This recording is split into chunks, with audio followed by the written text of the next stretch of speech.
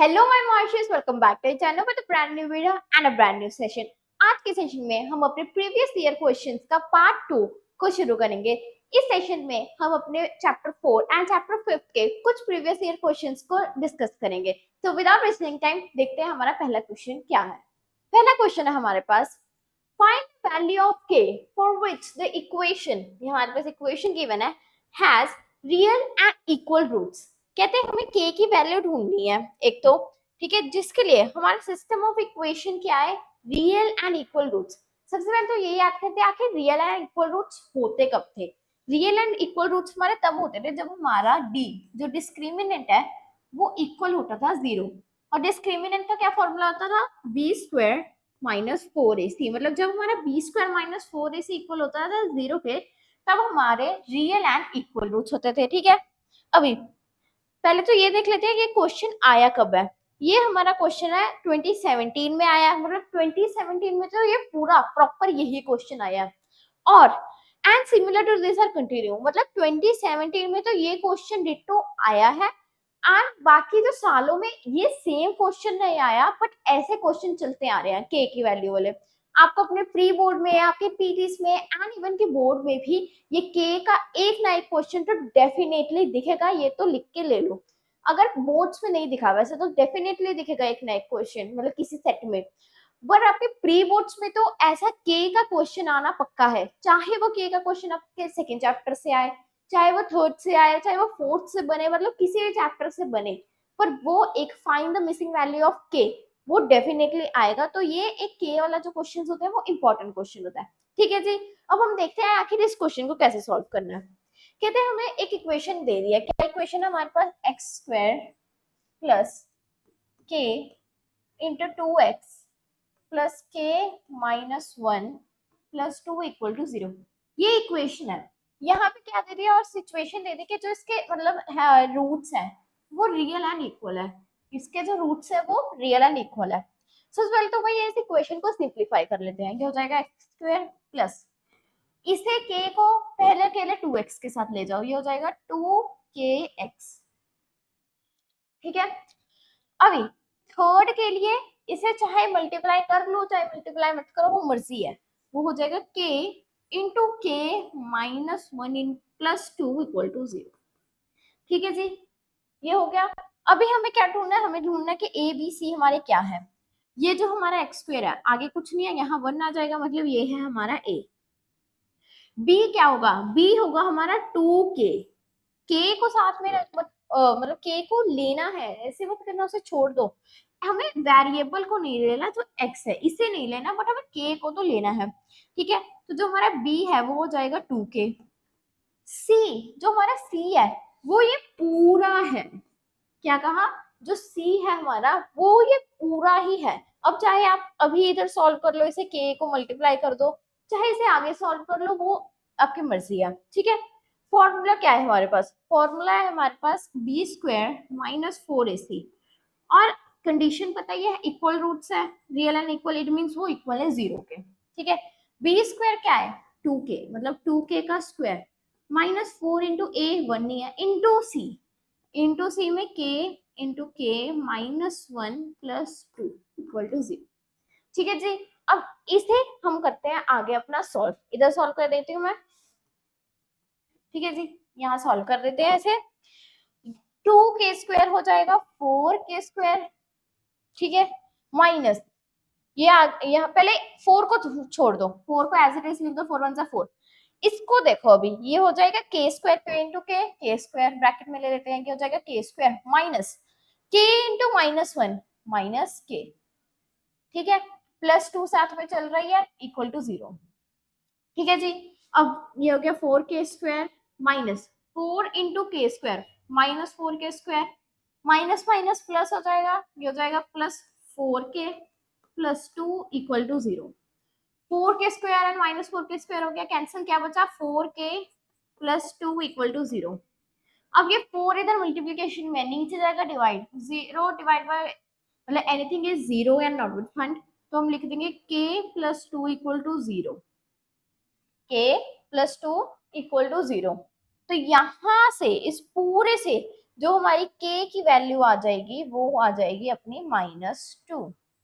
ठीक है जी, k की वैल्यू आ गई अपनी -2।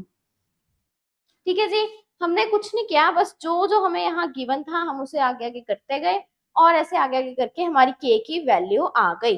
मैं आपको एक बार फिर से याद करा रही हूँ कि यहाँ पर मेरी कैलकुलेशन मिस्टेक्स हो सकती हैं, डेफिनेटली हो सकती हैं, बिकॉज मैं आराम से नहीं कर रही, मैं ऐसे जल्दी जल्दी में कर रही हूँ, तो मेरी कैलकुलेशन मिस्टेक्स हो सकती हैं। बट आप अपनी कॉपी में नीटली एक एक क्वेश्चन को सॉल्व करो, एक एक कैलकुलेशन को बड़े ध्यान से सॉल्व करो।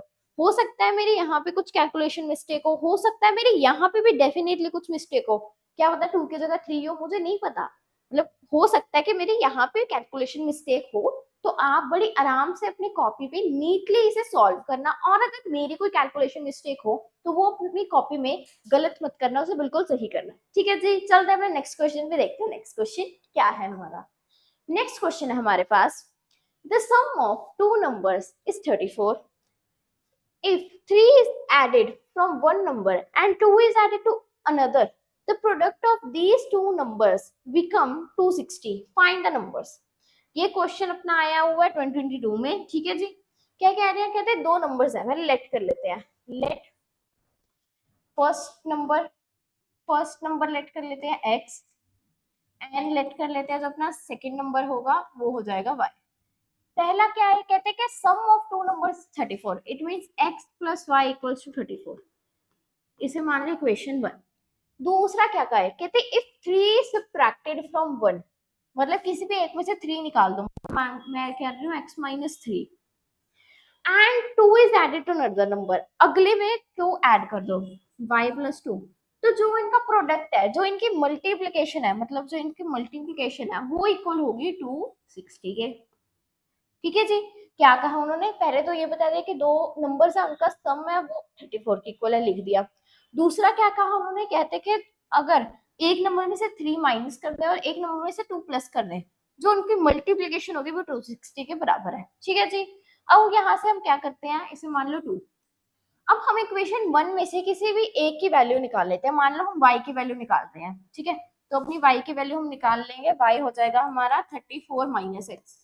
ठीक है, इसे स्टार मार्क कर लो कि हमने y की वैल्यू निकाली है 34 माइनस एक्स। उस y की वैल्यू को यहाँ पुट कर देते हैं, ये हो जाएगा x माइनस 3, ये हो जाएगा 34 माइनस एक्स प्लस 2 एंड 260। ठीक है, ये x minus 3 as it is, ये अपना हो जाएगा 36 minus x equal to 260। Multiply कर दो, x इंटू 36 हो जाएगा 36x। ठीक है, ये हो जाएगा अपना आगे माइनस एक्स स्क्वायर, फिर ये आ जाएगा अपना माइनस 108। ठीक है, 36 इंटू 3 108, एंड अपना आ जाएगा प्लस 3x इक्वल्स टू 260। ठीक है जी, अभी 36x एंड 3x हो जाएंगे 39x माइनस एक्स स्क्वायर। अब 108 को उधर ले जाएं तो ये अपना हो जाएगा 863। ठीक है, एक्स स्क्वायर नेगेटिव में उधर जाके क्या हो जाएगा पॉजिटिव, तो ये हो जाएगा एक्स स्क्वायर माइनस 39x, ये हो जाएगा अपना प्लस 368। क्या हमारे यहाँ पे क्वाड्रेटिक इक्वेशन बन रही है, आराम से बन रही है। क्या क्वाड्रेटिक इक्वेशन आपको सॉल्व करनी आती है, बहुत आराम से आती है।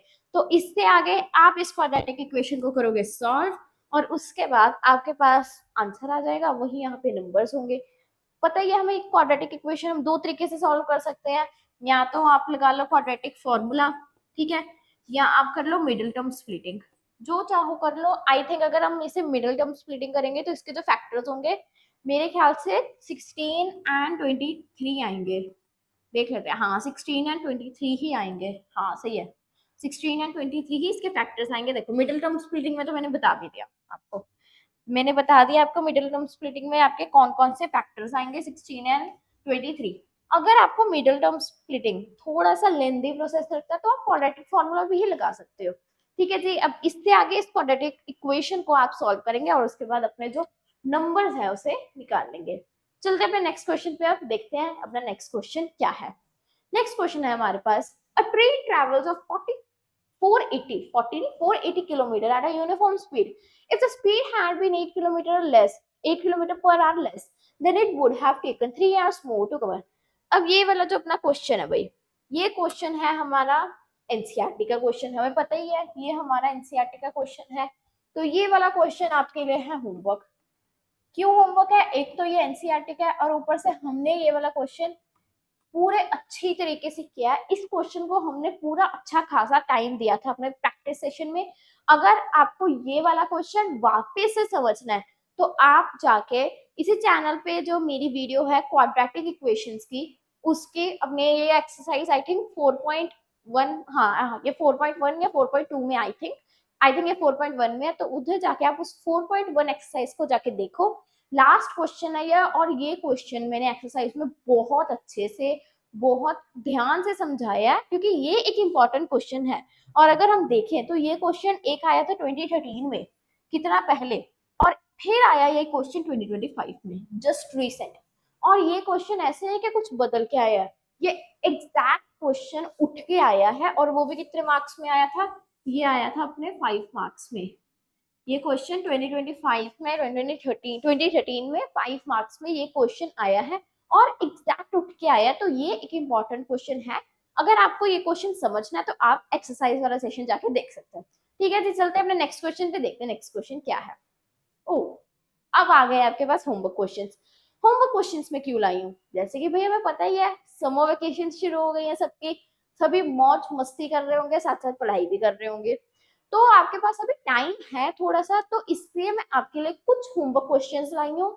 बिल्कुल भी मुश्किल नहीं है, ऐसे कर दोगे। ठीक है, एक बार क्या करो, जल्दी जल्दी से सबका स्क्रीनशॉट ले लो होमवर्क क्वेश्चन का, और जरूर करना। ठीक है, क्योंकि कुछ है ही नहीं। देखो पहला क्वेश्चन क्या है, पहला ट्रेन वाला क्वेश्चन है, एग्जैक्ट वही पीछे जो ट्रेन वाला क्वेश्चन आया था एग्जैक्ट ही वो है।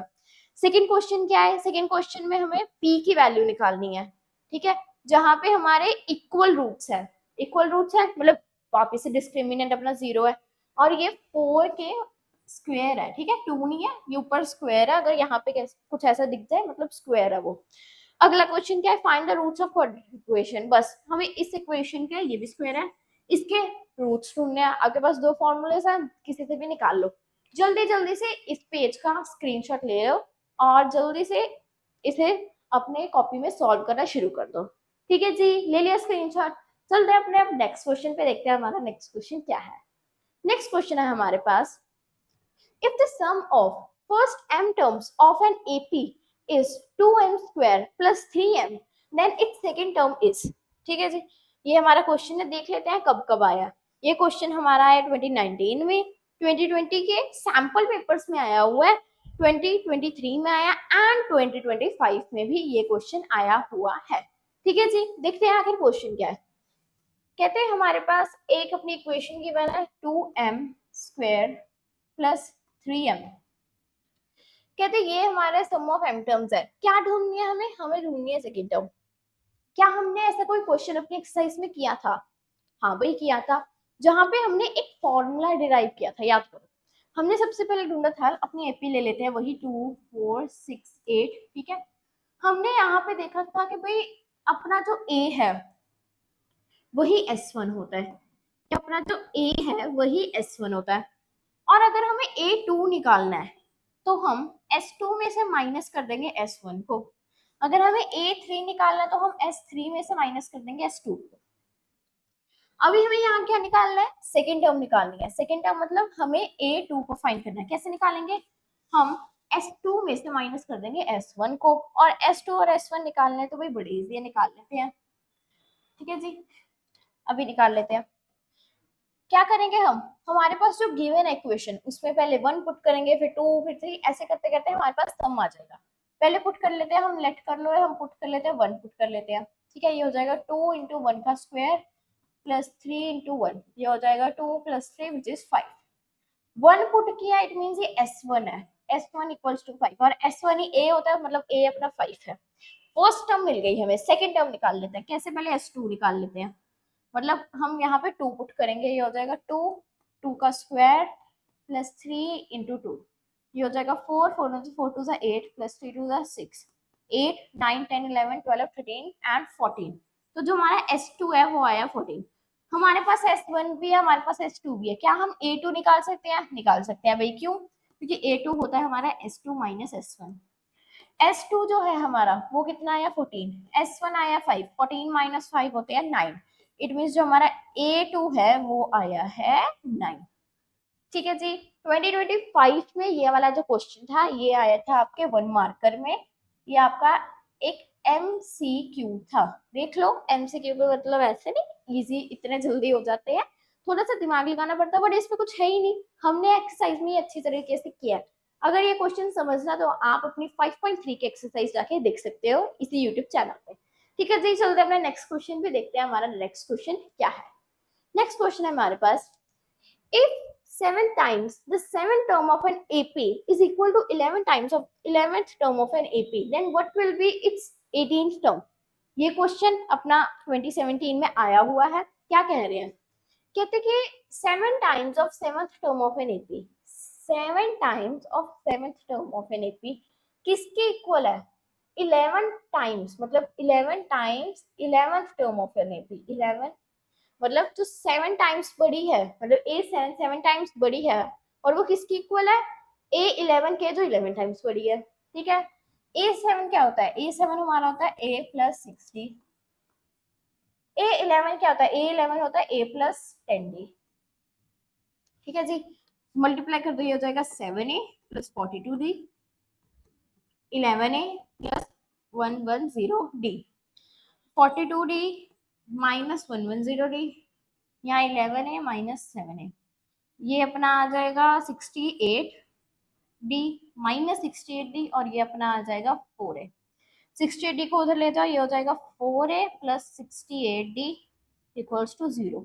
अब यहाँ पे देखा जाए तो 4 कॉमन आ रहा है, अगर चाहो तो 2 कॉमन भी ले सकते हो, उसके बाद फिर से 2 कॉमन लेना पड़ेगा, तो सीधा ही मैं 4 कॉमन ले रही हूँ। ठीक है जी, 4 मैंने ले लिया कॉमन, ये आ जाएगा A plus 17D equal to 0, और ये हो जाएगा 0, तो A प्लस 17D जो है वो आ गई 0। ये हो गई क्वेश्चन नंबर 1। हमें क्या ढूंढना है? हमें ढूंढना है 18th टर्म। 18th ढूंढना है, A18 क्या होता है? A18 होता है A प्लस 17D। क्या हमारे पास A प्लस 17D आ नहीं गया? आ गया भाई, हमने इस पूरे इक्वेशन से निकाल लिया कि भाई हमारा A प्लस 17D तो 0 पे इक्वल है। इट मीन्स जो हमारी A18th टर्म है वो 0 के इक्वल है, जो हमारी 18th टर्म है वो होगी 0, और यही है आपका आंसर। ठीक है जी, हो गया क्वेश्चन। चलते हैं नेक्स्ट क्वेश्चन पे, देखते हैं हमारा नेक्स्ट क्वेश्चन क्या है। नेक्स्ट क्वेश्चन है हमारे पास, in an examination hall the examiner makes students sit in such way that no student can cheat from other students। ये क्वेश्चन हमारी एक केस स्टडी है, क्योंकि जो हमारा अरिथमेटिक प्रोग्रेशन चैप्टर है इससे आपको एक ना एक केस स्टडी तो जरूर देखने को मिलेगी, तो इसलिए मैं एक केस स्टडी लाई हूँ ताकि पता लग जाए कि आखिर इस चैप्टर से कैसे टाइप की केस स्टडी आती है। ठीक है जी, अब देखते हैं अपने क्वेश्चन को। कहते कि एक एग्जामिनेशन हॉल में टीचर बच्चों को एक ऐसे मैनर में बता रहा है कि यहाँ बच्चे चीटिंग भी ना करें और वो कंफर्टेबल भी बैठे। ठीक है, उसने कुछ मार्क नंबर्स किए हैं सीट पे। कैसे बिठाया? कहते देयर आर 25 स्टूडेंट्स, कहते टोटल 25 स्टूडेंट्स है, each student is sit to alternate. ठीक है, कहते एक ऐसे मैनर में बच्चों को बिठाया है कि वो फॉर्म कर रहे हैं 1 3 5 7 9 एंड सो ऑन। ठीक है जी, अब आगे कहते हैं कि आप इस इंफॉर्मेशन पे बेस पे अपने जो है ये क्वेश्चंस निकालो। हमने कहा ठीक है जी, अब हम निकाल लेते हैं अपने इस इंफॉर्मेशन के बेस पे क्वेश्चंस। पहला क्वेश्चन क्या है? कहते हैं what type of sequence is form to follow the seating arrangement. कहते हैं आखिर इस सीटिंग अरेंजमेंट को फॉलो करने के लिए कौन से टाइप का सीक्वेंस बन रहा है? कौन से टाइप का सीक्वेंस बन रहा था? हमने देखा कि 1 3 5 एंड सो ऑन एक सीक्वेंस बन रहा था। हमें ये बताना है क्या ये सीक्वेंस कुछ फॉर्म कर रहा है। देख लेते हैं भाई, अगर देखें हम इसे मान सकते हैं A1 A2 A3, है ना जी। अगर हम D निकाले वो हो जाएगा A2 minus A1, it means 3 minus 1 2। अगर क्रॉस चेकिंग करनी है तो A3 माइनस A2 कर लो, A3 माइनस A2 अपना हो जाएगा 5 माइनस 3 विच इज 2। अब यहाँ पे हमारा कॉमन डिफरेंस सेम आ रहा है। अगर कॉमन डिफरेंस सेम आ रहा है तो हम कह देंगे कि जी हाँ, ये जो हमारा सीक्वेंस है वो एक मतलब एपी फॉर्म कर रहा है, वो एक अरिथमेटिक प्रोग्रेशन फॉर्म कर रहा है। ठीक है जी, यही हो गया हमारा पहला क्वेश्चन। अगला क्वेश्चन क्या है? कहते कि find the seat number of the last student in the examination room. Last student, total students कितने हैं? टोटल स्टूडेंट्स है भाई हमारे पास 25 स्टूडेंट्स हैं। लास्ट वाले का सीट नंबर देखना है, मतलब हमें AN निकालना है। वो हो जाएगा a plus n minus one into d, है ना। ए एन मतलब ए 24 निकालना है हमें, वो हो जाएगा a कितना अपना 1 प्लस 24 25, सॉरी 25, 24 नहीं 25, 25 माइनस वन इंटू डी अपने पास है 2, ये हो जाएगा 1 प्लस 24 इंटू 2, ठीक है, ये हो जाएगा 1 प्लस 4 टू 8 एंड 2 टू 4, तो ये आ गया अपना 49। इट मीन्स जो अपना 25th स्टूडेंट है वो 49 नंबर वाली सीट पे बैठा है। ठीक है जी, चलते हैं अपने नेक्स्ट वाले पार्ट पे, देखते हैं इसका नेक्स्ट पार्ट क्या है। आगे कह रहा है find the seat number of 10th vacant seat, ध्यान से देखो 10th vacant seat in the examination room. Vacant seat मतलब जो सीट खाली है। अब जो हमारे पास सीक्वेंस है 1 3 5 वाला, ये तो वो सीक्वेंस है जहाँ पे बच्चे बैठे हैं, जहाँ पे वो बैठ के लिख रहे हैं, अपना पेपर कर रहे हैं। बट कुछ सीट्स खाली भी तो है, देखो अगर हम देखें तो यहाँ पे 2 खाली है, 4 खाली है, 6 खाली है एंड सो ऑन, ये सभी खाली सीट्स हैं।